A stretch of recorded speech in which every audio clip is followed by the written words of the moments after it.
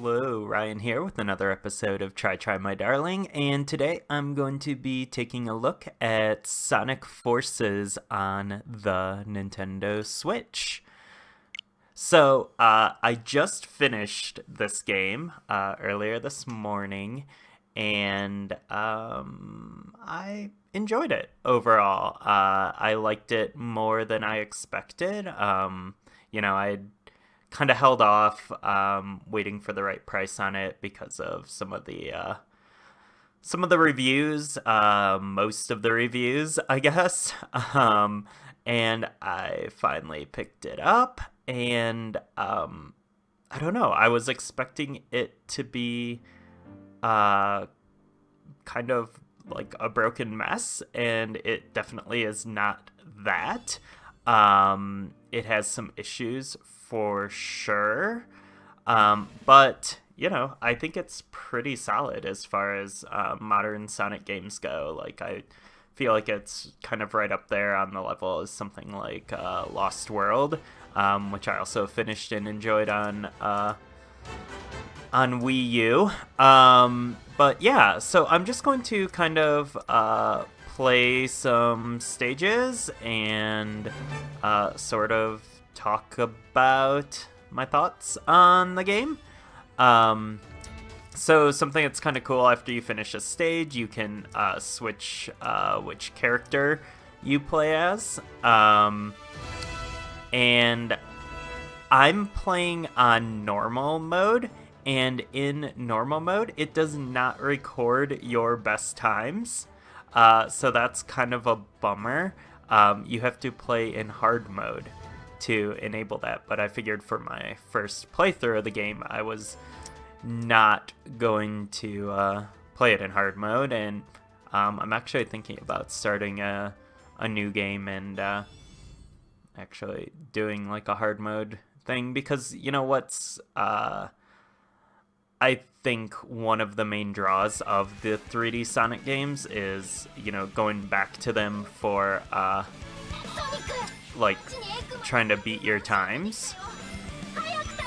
So, yeah, kind of like what we're seeing here is your typical 3D Sonic experience. You have your Wisp. Oh, I'm playing as Super Sonic, so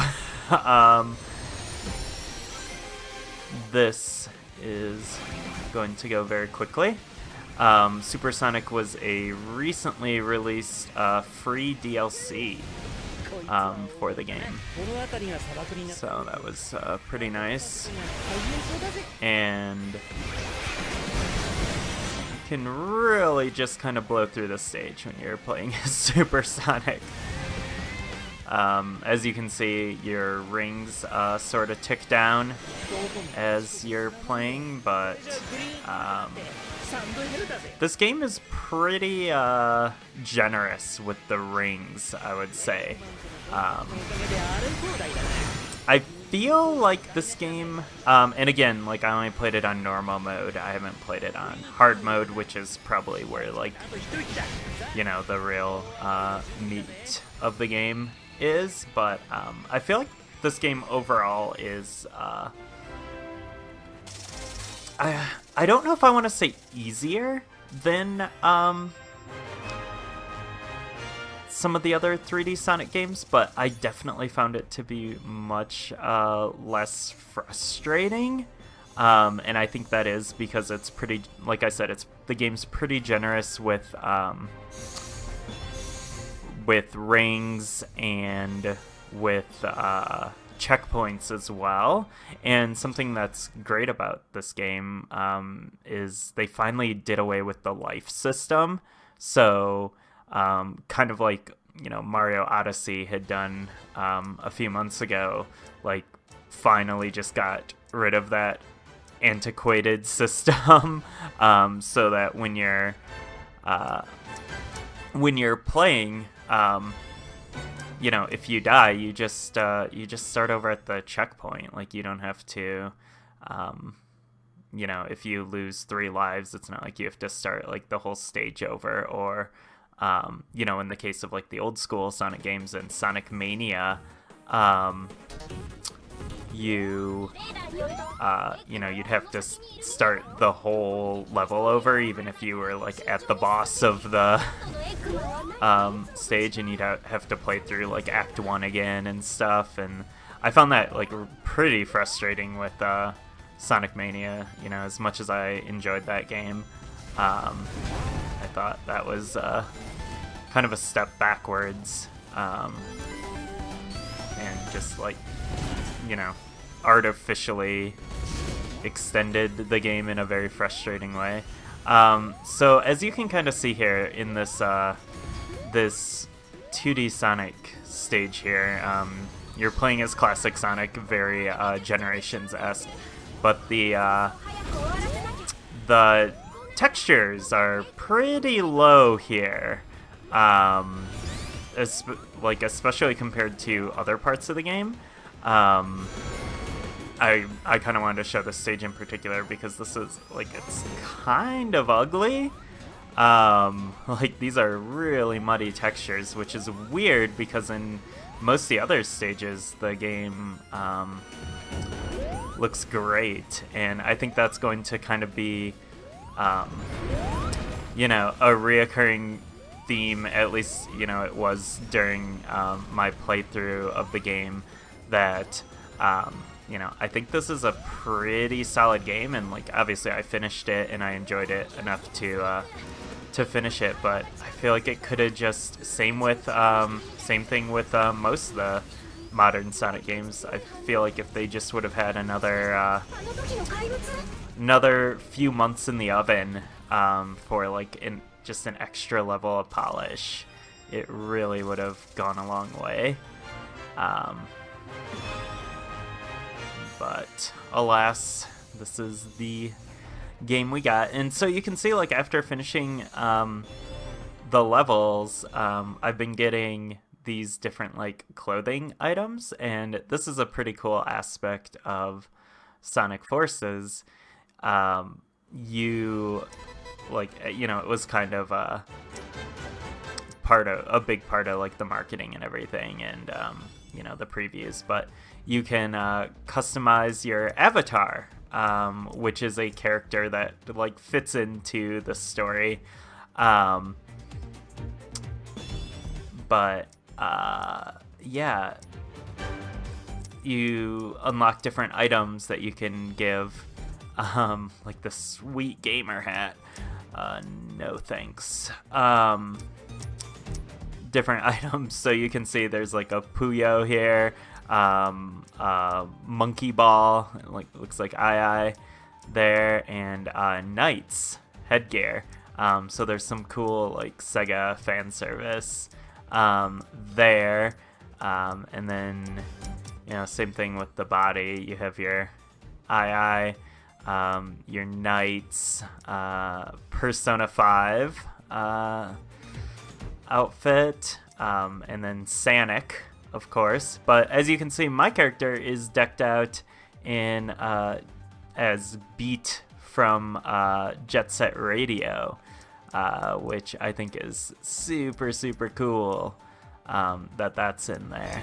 But yeah, so there's all this. You can customize the way your character looks and all this, and the outfits. And I think that will be fun to kind of go back and play stages over again to sort of unlock the different articles of clothing and accessories and stuff for your avatar. I love that sort of Sega fan servicey stuff. You get it a bit in the Hatsune Miku games. There's a lot of accessories and that sort of thing that are callbacks to old school Sega, which is great. I mean, obviously I'd like it more if they'd make a new Knights game or a new Jet Set Radio game, or Monkey Ball even, but it doesn't seem to be in the cards right now, so I will deal with just weird headgear and stuff. Alright, so I don't know, I'll just hop into another stage here. There's not really any like stages that are like super that I like super want to show off one way or another. But chemical plant.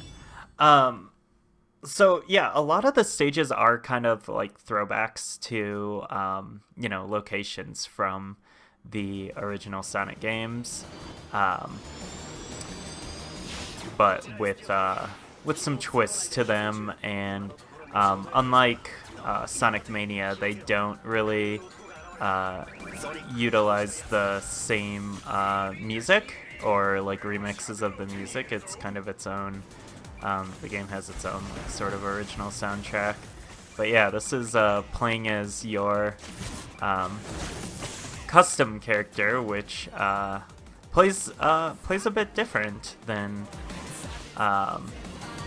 Sonic. Obviously, like I have this sort of like melee attack, and this like rope swinging thing, but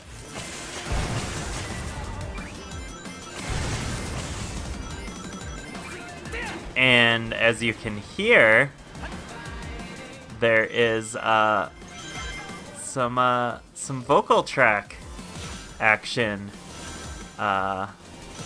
you know, which I think everyone kind of expects and maybe wants with a modern Sonic game. Some, yeah, kind of cheesy stuff, but it's hard for me to really dislike it.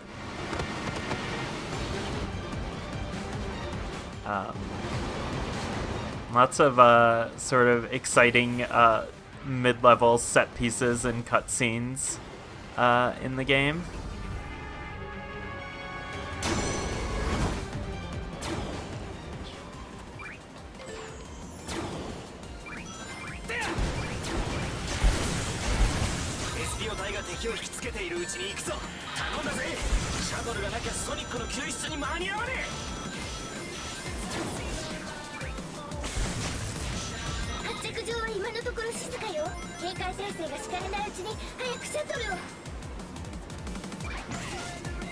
Something I do like about this game, and I'm gonna keep kind of comparing it to Sonic Mania because, you know, they're both Sonic games that came out this year.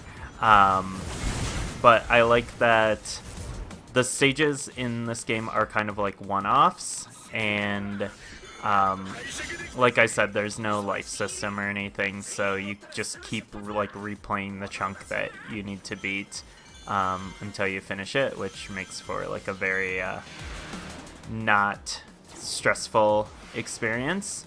But I feel like there's a good variety of stages and locations, and every one of them, you know, like the game plays the same, but like each stage kind of feels different.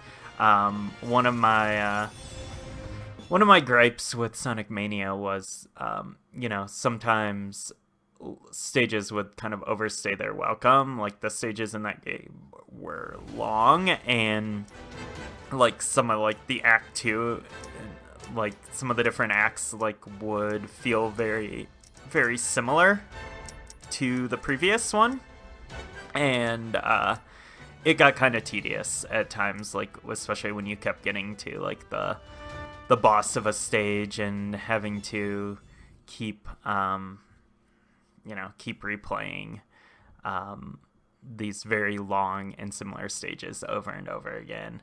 And you don't really experience that in this game. Like if you want to,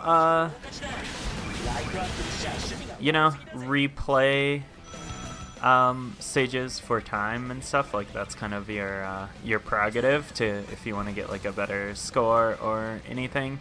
But it's like, you know, you kind of just I don't know, it's just very forgiving in that way that it doesn't really like make you repeat and replay like huge sections of the game all the time.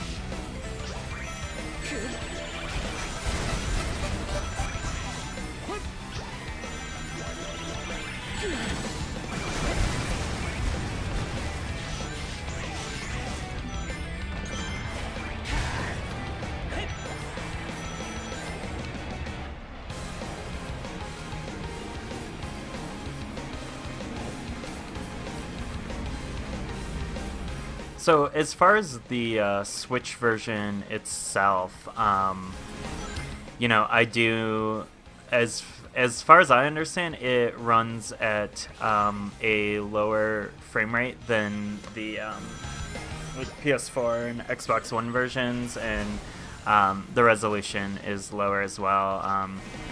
I was very tempted to get this game on the Xbox One because I have an Xbox One X. And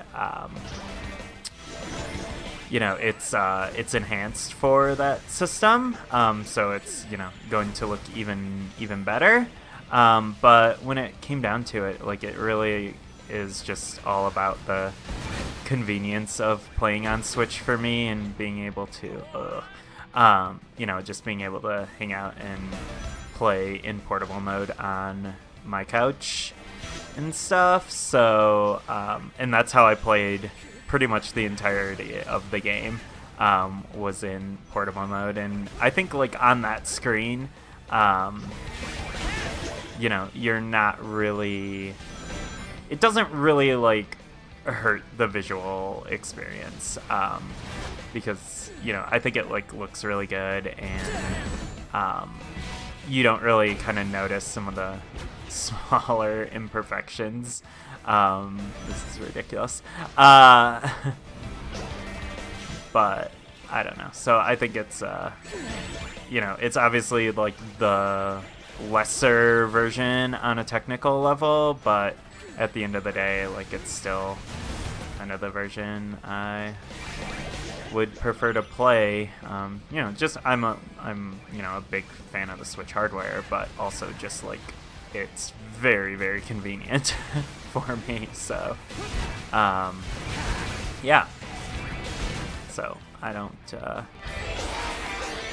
so if you are thinking about buying this game and you're not super concerned with having the best looking version, and I don't know, like, I guess like the higher frame rate and on the other systems could make more of a difference, but I've felt like the game's pretty fast and smooth on Switch here, so I don't know. I'm okay with that, but your mileage may vary.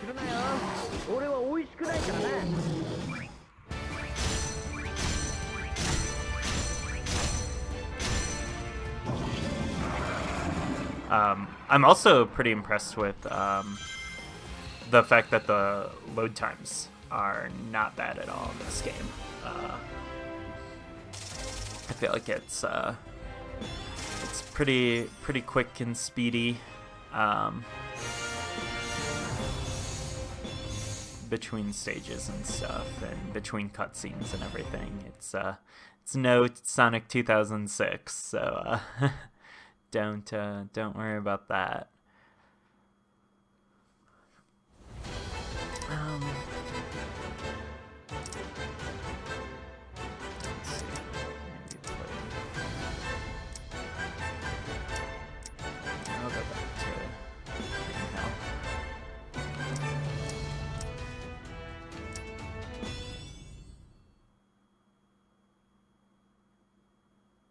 So yeah, I mean, I think ultimately at the end of the day, this is, you know, it's not the best platformer released this year. It's I mean, it's not even the best Sonic game released this year, but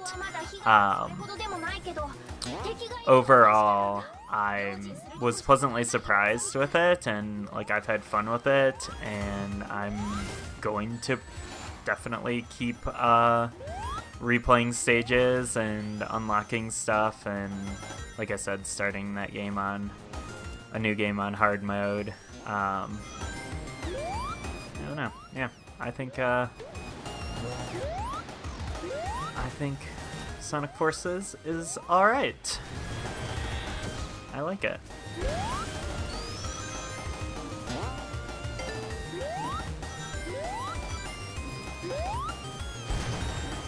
But I also get the low reviews as well, like some of those lower scores, because you know, you gotta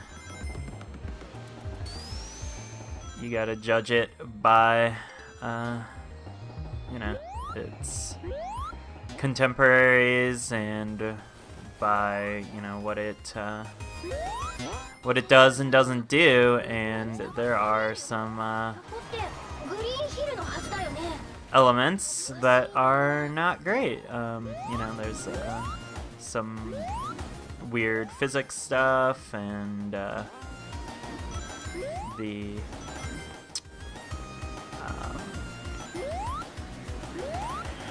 you know, I know that like some of the auto running, auto playing elements, even like I've read some like reviews from like actual like Sonic or like Sega fan sites, which I thought would kind of be more positive than like the mainstream video game review press, but they're actually pretty similar.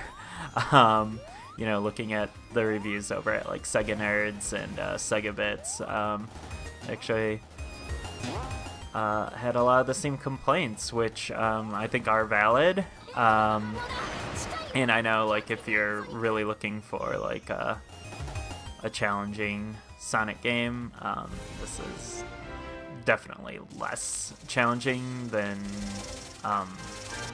I don't know, like, actually it's less challenging than most of the recent 3D ones. It's definitely easier than Colors, a little bit easier than Lost World and Generations.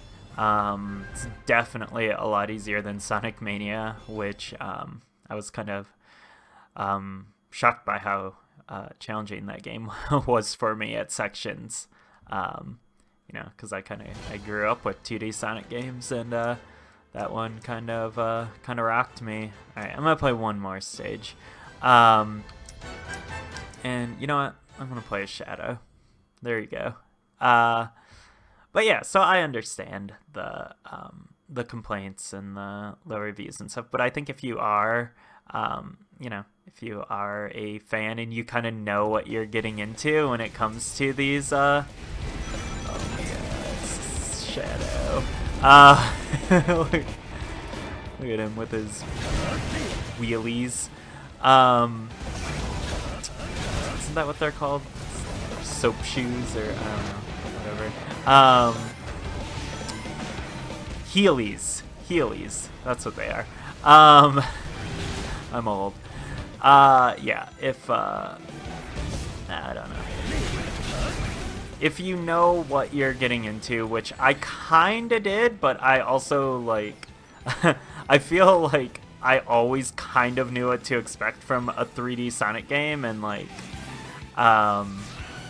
you know, I knew what problems there were going to be, but then, you know, I knew that, like, I can deal with a lot of that stuff, and I'm, you know, the good outweighs the bad for me, but then, you know, Sonic Boom on Wii U came out, and that was like an actually broken game, and so I kind of wasn't sure, you know, if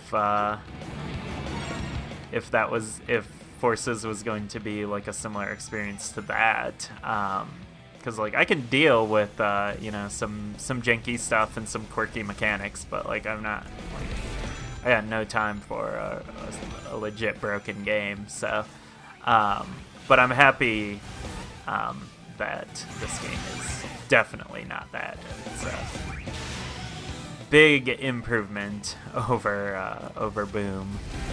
So whoa, Sonic, Shadow and Shadow. That makes no sense.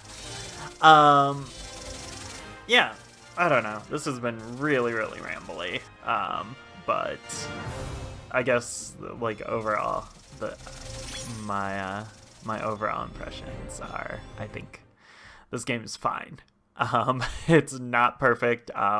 You know, I would still recommend getting, if you're a Switch owner, I would recommend getting Sonic Mania and Super Mario Odyssey and like Ukulele. I would, grab those first. But if you're still looking for a platformer to play on the system, and you are a fan of, Sonic, and you kind of know what you're getting into with some of the quirks of the modern Sonic Team games, like, yeah, I mean, I think if you like stuff like Lost World and Generations, like, you'll probably enjoy this game. But I mean, I did, so I don't know. But obviously, not everyone is. But give it a shot for yourself. There's a Japanese demo, which is really, really short, and I don't like. After I had played that demo, I didn't have like a real good idea of what to expect from the game. But it can kind of give you a little taste, and otherwise just like watch some videos, and it really just kind of comes down to how forgiving of a Sonic fan you are. Like, if you can overlook some of some weird physics and some janky moments. I don't know. I think this game tried some cool stuff with the avatar, and has some neat stages, and like I said, it's not a very frustrating game, so that's a huge plus. It's very short. I have no idea what my time is on the game, but I mean, I finished it in like 2 sessions. I'm thinking probably only like 5 hours. But again, I haven't done any of these secrets. I haven't done much of this like mission stuff here. And again, like these SOS calls. And then again, just like replaying stages for getting all the red coin star things, and then starting that new game in hard mode, and unlocking those times and the world leaderboards and all that. So I think like the core game is pretty short, but there's a lot of other stuff to do if you're still down to revisit stages and all that. And also, it's a budget game. Like, it's $40 retail, and it's been on sale quite a bit lately for under $30. And I bought it digitally on Switch for $28, and for me it was totally worth it. But again, your mileage may vary, so I don't know. That's my take on Sonic Forces. You can find my take about other things over at our podcast, NintendoFunClubPodcast.com. We are on the iTunes podcast app, Google Play, all that, Podbean. Then you can check out videos I make here at this YouTube channel, Nintendo Fun Club Podcast, and you can find me on Twitter at Brawn Dwarf, BrawnDwarf. So thanks for tuning in and checking out this video, and I will catch you next time. Goodbye.